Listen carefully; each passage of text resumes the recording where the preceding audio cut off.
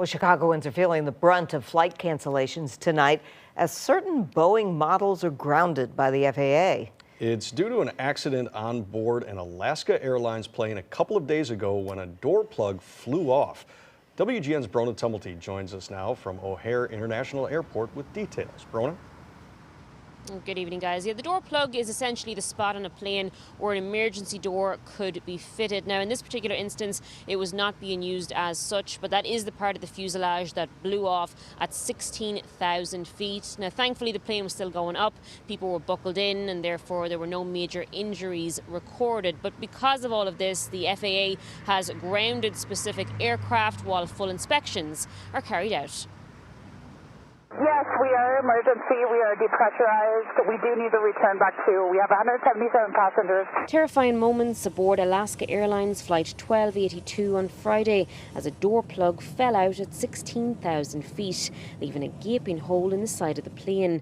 The two closest seats were told were empty, but witnesses described how those nearby were impacted. The son's shirt was completely blown off and his body was extremely red.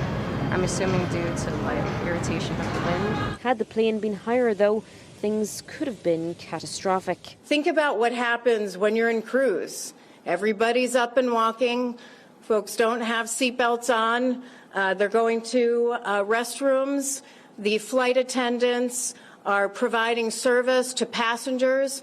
We could have ended up with something so much more tragic. Jennifer Mendy of the National Transportation Board speaking Saturday, saying she's thankful the FAA is grounding this specific aircraft model. I am very encouraged, again, that the FAA took action to temporarily ground this particular aircraft for inspection. So what does that mean for flights in and out of Chicago? Well, there's certainly some disruption for those coming or going on a Boeing 737 MAX 9, like Ryan Zia. It was a Boeing MAX, yep. Who was expecting to be back in the Windy City on a United flight this afternoon. Instead, he's spending an extra night in Denver. This morning, I was notified at 4:35 in the morning that my flight was canceled. United, whose largest hub is at O'Hare, cancelled 180 flights today nationwide.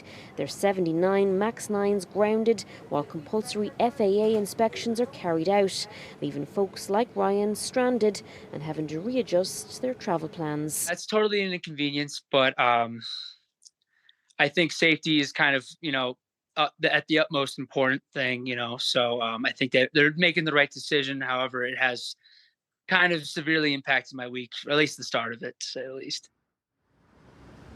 Now, in a statement, United telling us in part, we are continuing to work with the FAA to clarify the inspection process and requirements for returning all MAX 9 aircraft to service.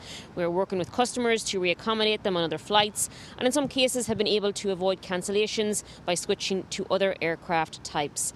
Now, we asked Ryan about being reaccommodated by United. He tells us he originally had a direct flight home.